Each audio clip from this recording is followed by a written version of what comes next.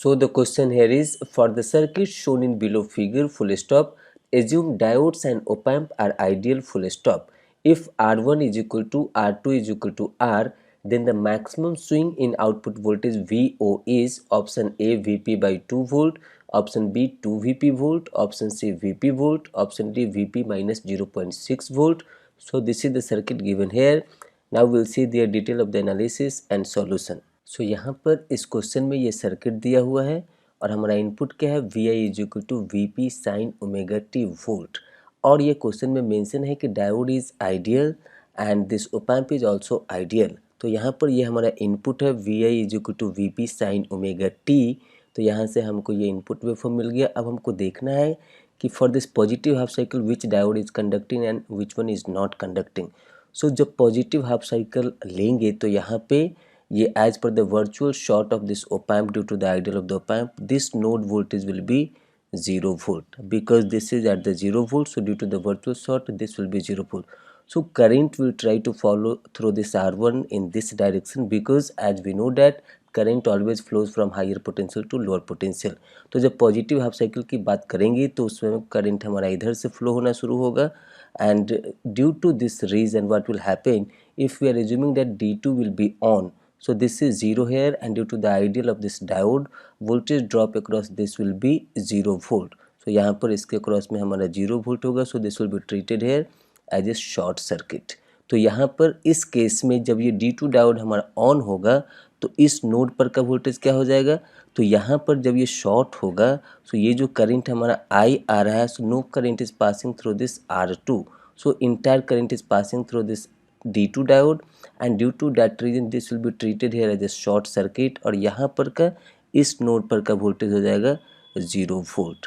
अब यहाँ पर जब ये 0 वोल्ट हो गया तो ये हमारा D1 डायोड को ऑन नहीं होने देगा क्योंकि D1 डायोड भी आइडियल है, लेकिन यहाँ पर इसके थ्रू जो करंट फ्लो होगा वो कैसा फ्लो होना चाहिए, तो D1 से जो करंट फ्लो होगा यूनि डायरेक्शन में, so that should pass through this R2 और ये R2 का एक टर्मिनल तो यहाँ पर कनेक्टेड है आउटपुट नोड से।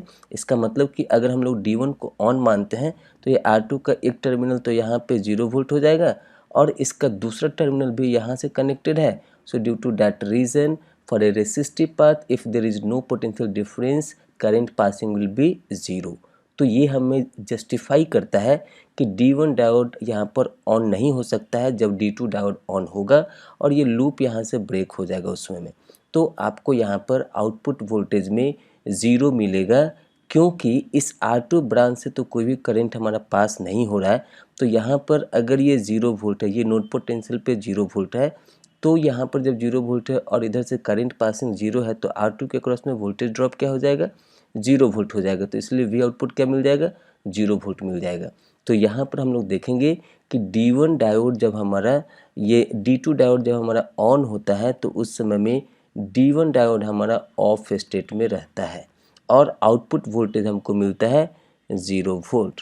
आउटपुट वोल्टेज हमको मिलता है 0 वोल्ट। तो यहाँ पर इस पॉजिटिव हाफ साइकिल के लिए जो हमको आउटपुट में मिलेगा, so that output will become here as a 0। तो यहाँ पर इसको हम लोग इस तरीके से ड्रॉ कर सकते हैं कि ये हमारा 0 वोल्ट का लाइन मिला।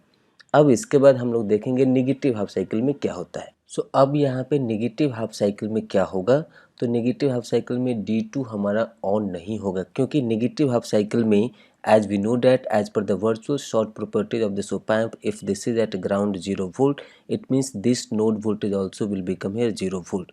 और यहाँ से ये हमारा इनपुट जब नेगेटिव होगा तो हमारा करंट का फ्लो क्या होगा, हमेशा higher to lower potential flow होता है। तो 0 वोल्ट से नेगेटिव की साइड में जाएगा, मतलब करंट इस डायरेक्शन में अब फ्लो होगा।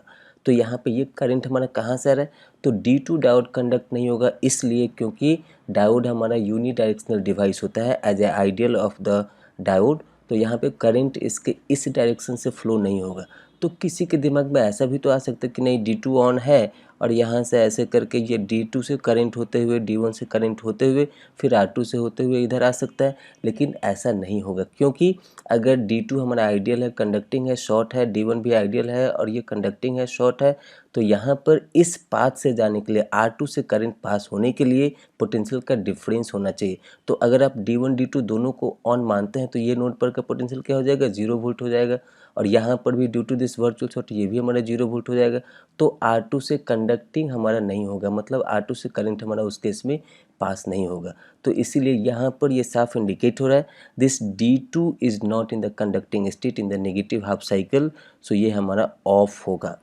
और दूसरा बात ये है कि यहाँ पर ये 0 वोल्ट है और आप ओप एम्प में पढ़े होंगे कि जब यहाँ पे इनपुट टर्मिनल पे ये जो इन्वर्टिंग इनपुट टर्मिनल है ये अगर हमारा नेगेटिव वोल्टेज से कनेक्टेड होता है then 0 minus negative voltage their difference will become positive and op amp will try to saturate to the positive voltage, it will not saturate to the saturated voltage but it will try to saturate to the positive voltage.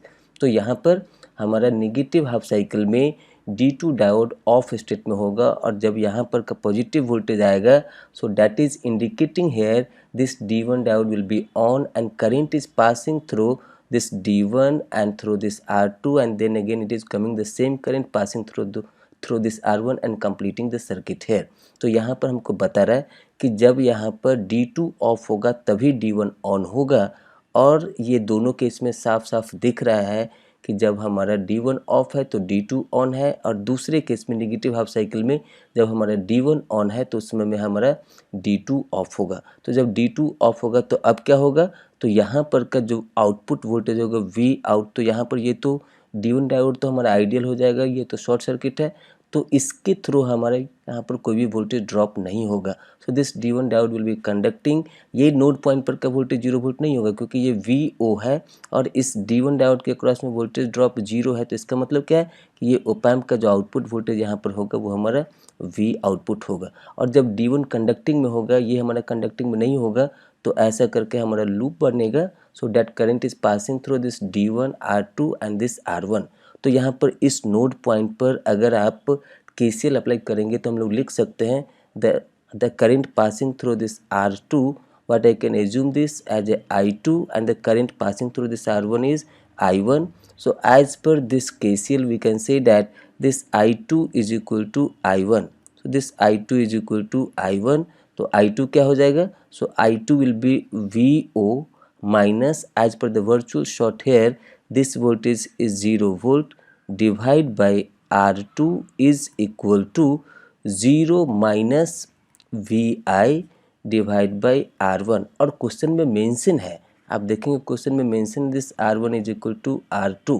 सो यहाँ पर जब R1 R2 दोनों बराबर है so this R1 is equal to R2 is equal to R, तो इसका मतलब क्या ये दोनों हमारा कैंसिल हो जाएगा और यहाँ से हमको मिलेगा this V output is equal to minus of VI, V output is equal to minus of VI। और निगेटिव हाफ साइकिल में ये इनपुट क्या होगा, तो यहाँ पर हमारा नेगेटिव होगा so that we will get their output in the positive. So here this is minus VI, जब यहाँ पर VI का वैल्यू हमने ये जो लिखा है KCL so that is in general but in negative half cycle this input will be negative so that this output will become positive. और ऐसे भी दिख रहा है यहाँ पर कि यहाँ पर ये हमारा जब D1 डायोड कंडक्टिंग स्टेट में है, R2 R1 हमारा सेम है, तो उस समय में ये हमारा इन्वर्टिंग एम्पलीफायर की तरह काम कर रहा है विद द गेन ऑफ 1। सो जब इनपुट नेगेटिव तो आउटपुट पॉजिटिव, इसका मतलब क्या है कि ये आउटपुट हमको पॉजिटिव मिलेगा। So we can write it here as a general equation this VO is equal to minus of VI और जब input positive for this negative half cycle this will become here as a VI because VI is negative for this negative half cycle. तो यहाँ से हमको positive मिलेगा। इसका मतलब क्या है कि ये जो हमारा नेगेटिव हाफ साइकिल है ये हमारा इन्वर्ट होकर के आउटपुट में मिलेगा और ये इस तरीके का हमारा वेवफॉर्म बनेगा so that this is having the same peak of VP because diode is ideal so that there is no voltage drop across the diode. अगर डायोड प्रैक्टिकल होता तो ड्रॉप हमारा पीक में से माइनस हो जाता, तो यहाँ पर हमको मिल गया this V output is VP। और क्वेश्चन में पूछा है मैक्सिमम वोल्टेज स्विंग, सो यहाँ पर पूछा है मैक्सिमम वोल्टेज स्विंग, और हम लोग जानते हैं कि मैक्सिमम वोल्टेज स्विंग क्या होता है simply. So this is having higher potential, और ये जो पीक पर का पॉइंट है, so this is maximum peak. तो मैक्सिमम पीक कहाँ पे है, तो हमारा मैक्सिमम पीक है वीपी पे, और मिनिमम पीक क्या है, तो यहाँ पर 0 है। So for this positive half cycle we got it here 0, for the negative half cycle we got it here as a VP. तो हमारा क्या होता है maximum output voltage minus of minimum output voltage. तो हमारा मैक्सिमम आउटपुट वोल्टेज क्या है VP, और मिनिमम क्या है 0 volt. So we got it here VP minus 0 volt. So this is Vp volt minus 0 volt, so that we got it here this maximum voltage swing, or simply we can say it here as a voltage swing. We got it here as a Vp volt. So we got the answer here as a Vp volt. अब यहाँ question part में देखते हैं कौन सा option से match करता है। So this is matching with option C. So जैसा कि यहाँ पे हमने दिया this is MCQ type of the question, so that this is matching Vp volt with option C. Option C is the right answer for this question, and by this way this is the end of the explanation for this question.